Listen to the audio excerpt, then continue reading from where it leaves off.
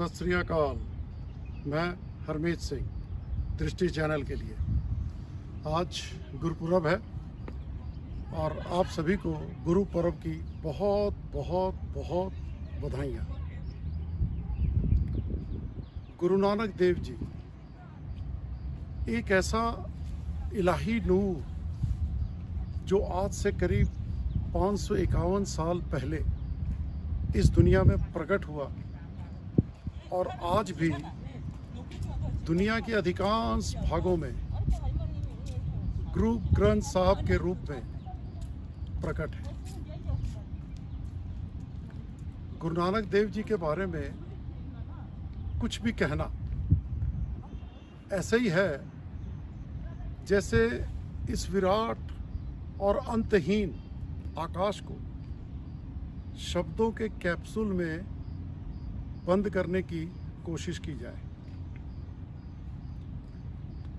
लेकिन हम इंसानों की अपनी सीमाएं हैं और शब्दों के अलावा हमारे पास उपाय भी क्या है,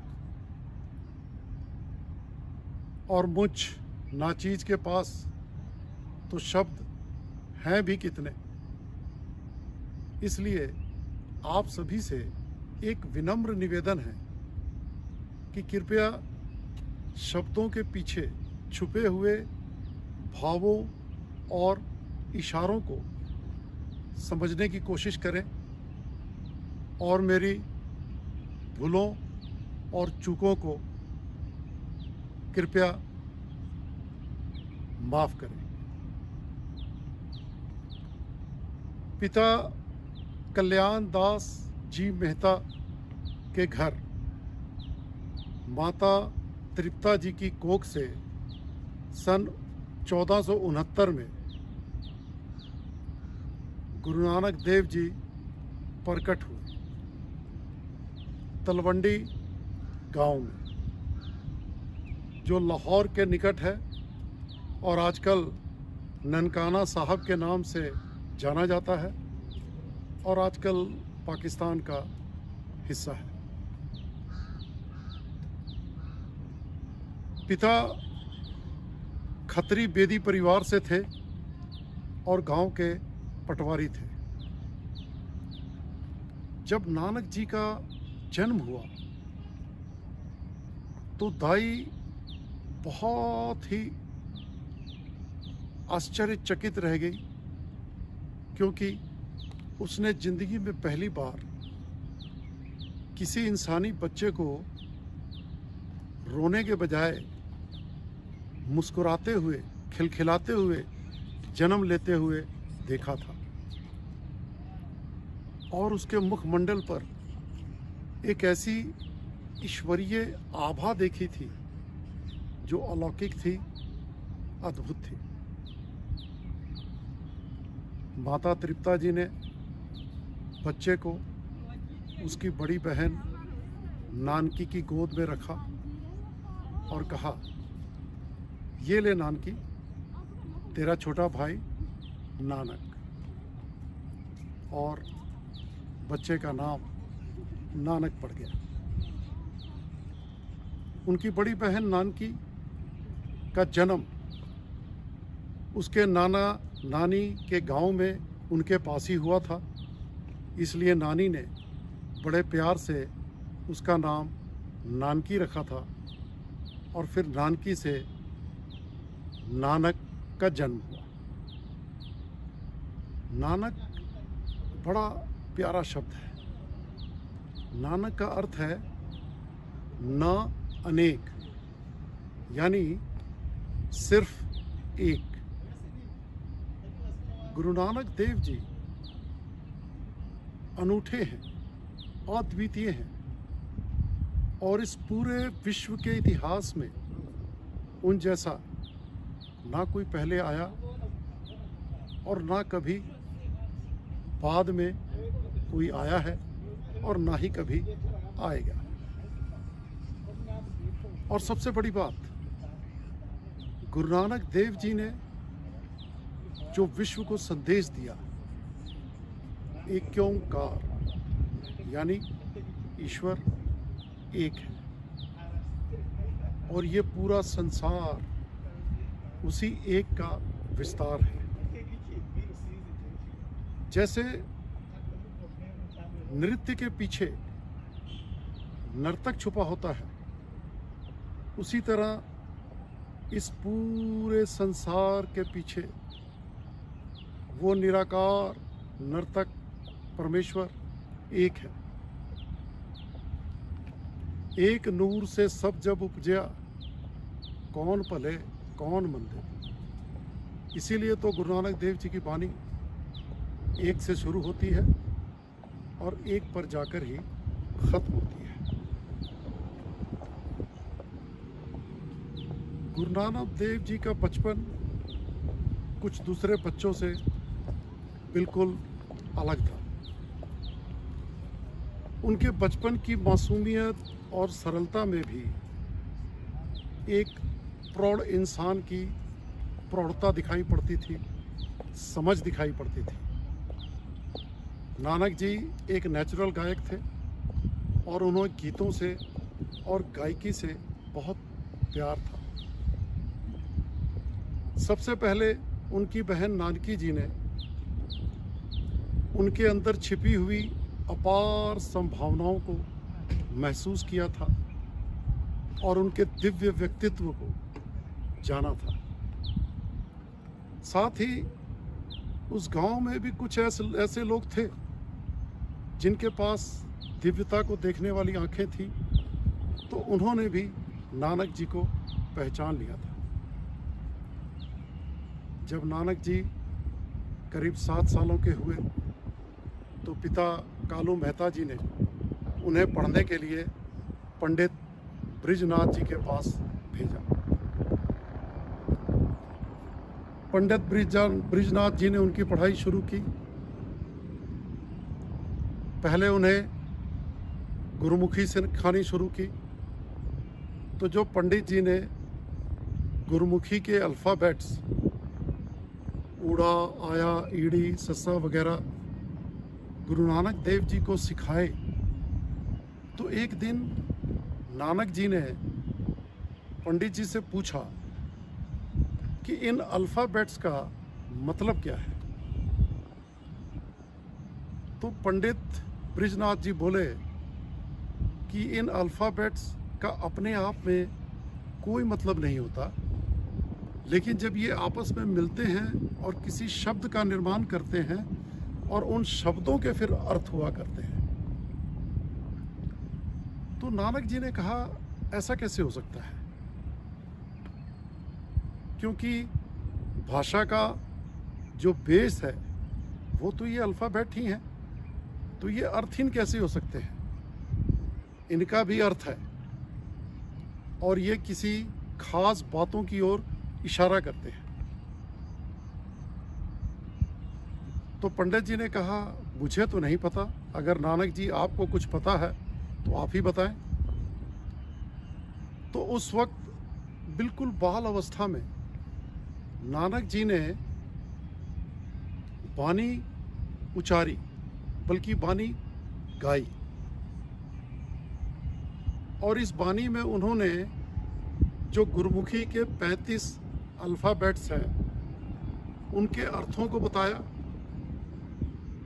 और उन बातों को बताया जिनकी ओर ये अल्फ़ाबेट इशारा करते हैं। गुरु जी की ये वाणी पट्टी लिखी यानी पोएम्स ऑफ अल्फ़ाबेट्स के नाम से जानी जाती है, और ये गुरु ग्रंथ साहब में भी दर्ज की गई है, पेज नंबर 432 से लेकर पेज नंबर 434 तक। ऐसा माना जाता है कि पहले पंजाबी स्क्रिप्ट का कोई लॉजिकल और साइंटिफिक आधार नहीं था। गुरु नानक देव जी ने ही इस स्क्रिप्ट को वो रूप दिया जिस रूप में ये आज सारी दुनिया में जानी जाती है। करीब 3 सालों तक नानक जी पंडित जी से गुरुमुखी और संस्कृत पढ़ते रहे और 3 सालों के बाद पंडित जी कालू मेहता जी के पास पहुँचे और उन्होंने उनसे कहा कि नानक जी बहुत ही अद्भुत किस्म के लर्नर हैं और इन्होंने इन 3 सालों में वो सब कुछ सीख लिया है जो कि मैं उन्हें सिखा सकता था। इसलिए अब मेरे पास इनको बताने के लिए, पढ़ाने के लिए कुछ भी नहीं है, बल्कि इनसे भी मैंने बहुत कुछ सीखा है। चूँकि उस समय मुसलमान शासकों का राज था दिल्ली में, लोधी वंश का राज था, तो फारसी सरकारी भाषा थी। तो फिर कालू मेहता जी ने नानक जी को, मौलवी जी ने करीब 2 सालों तक नानक जी को अरबी और फारसी का ज्ञान दिया। उनसे पढ़ते हुए भी एक बार नानक जी ने मौलवी जी से फारसी के जो अल्फ़ाबेट्स हैं उनके अर्थ को पूछा, यानी अल्फ, बे, से वगैरह के अर्थ को पूछा। तो मौलवी जी ने भी वही कहा कि इन अल्फ़ाबेट्स का कोई अर्थ नहीं होता। तो फिर नानक जी ने कहा नहीं, इनके भी अर्थ होते हैं, और फिर उन्होंने उनके भी अर्थ बताकर और उनमें छिपी हुई सारे इशारों को समझाकर मौलवी साहब को दंग कर दिया।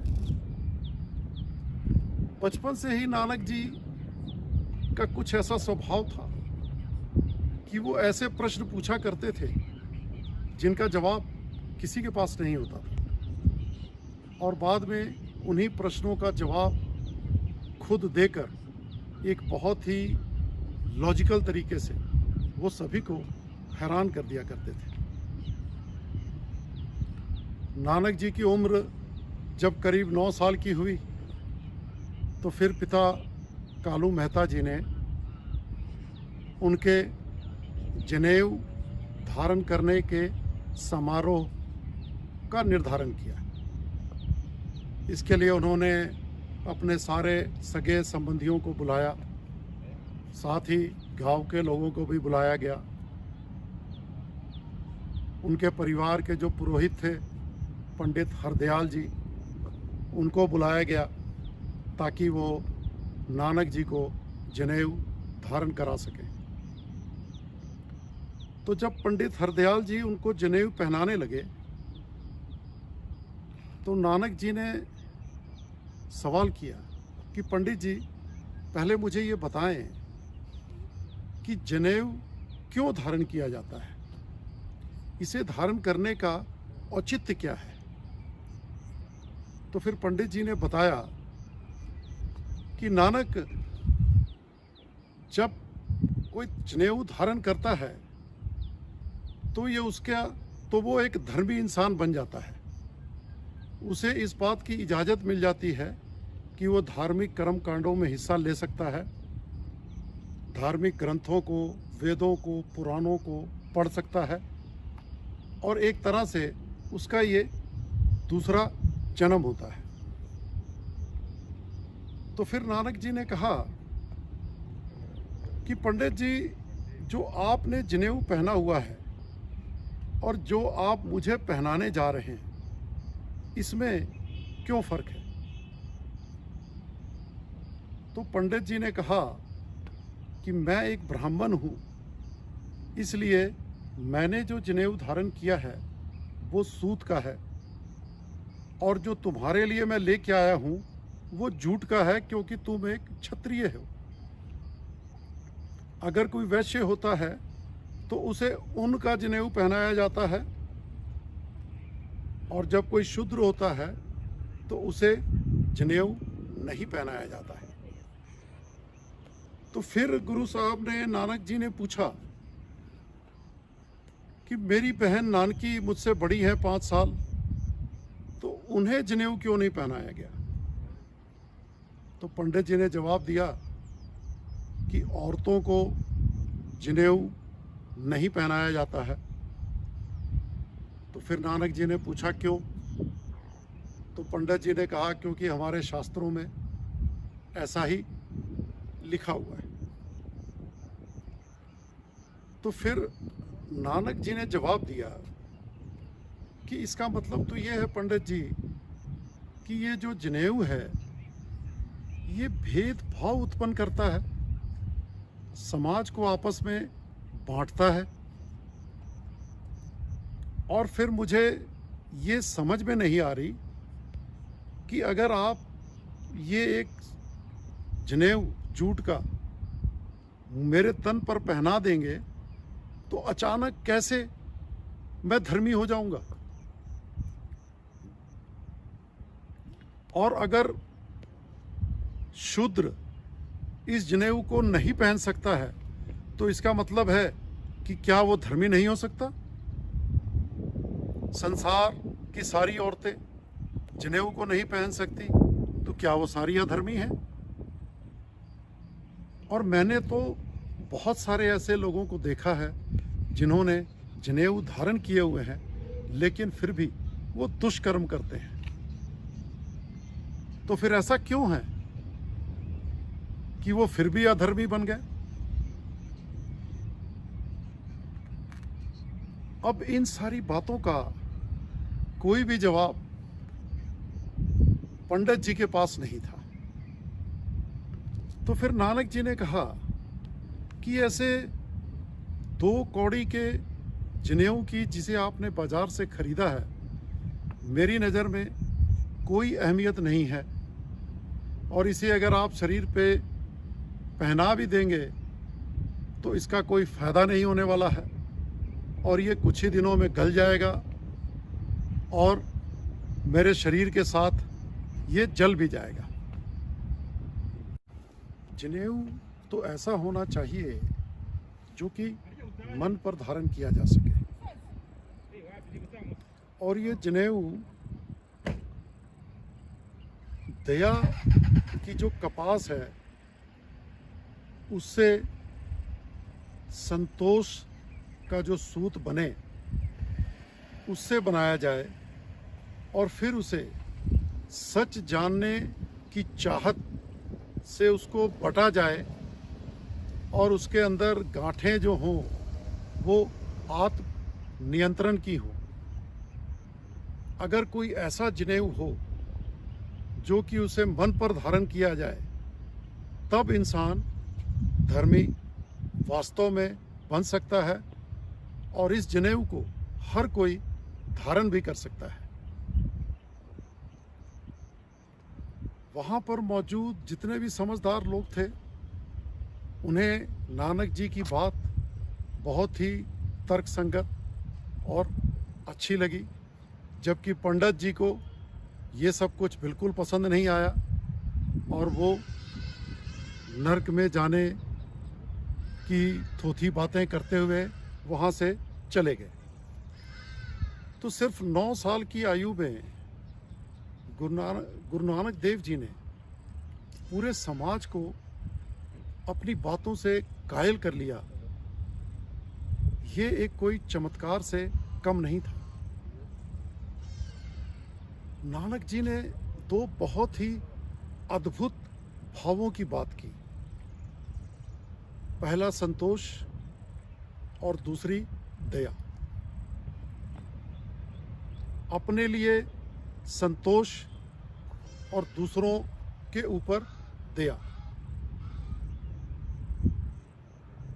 अपने अंदर हमेशा ये भाव कि ईश्वर ने जो भी मुझे दिया है वो मुझे ज़रूरत से ज़्यादा दिया है, मेरी योग्यता से कहीं अधिक दिया है, और अपने अंदर हमेशा एक अहोभाव ईश्वर के प्रति, हमेशा ईश्वर के प्रति एक धन्यवाद, और दूसरों पर हमेशा दया, करुणा की दृष्टि इस पूरी सृष्टि मात्र पे, और इतनी दया कि हमेशा उनकी निस्वार्थ सेवा के लिए तत्पर। और जब ये दोनों का संगम होता है तभी धर्म का जन्म होता है। अगर संतोष हम दूसरों के लिए चुन लें और अपने लिए दया चुन लें तो फिर बात उल्टी हो जाती है। और ज़्यादातर हम लोग सभी ऐसे ही हैं।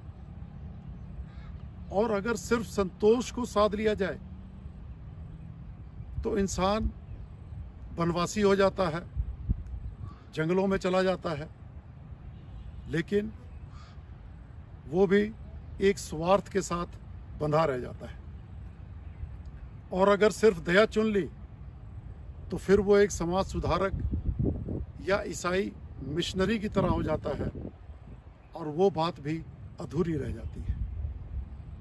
धर्म का जन्म तभी होता है जब अपने अंदर संतोष हो और प्राणी मात्र के प्रति दया हो। और जब भी कोई ऐसा जनेऊ धारण कर लेता है तो फिर वो धर्मी बन जाता है, चाहे फिर वो किसी भी जाति का हो, किसी भी संप्रदाय का हो, किसी भी लिंग का हो, किसी भी रंग का हो। और यही सच्चा जनेऊ है। आज इतना ही। वाहे गुरु जी का खालसा, वाहे गुरु जी की फतेह।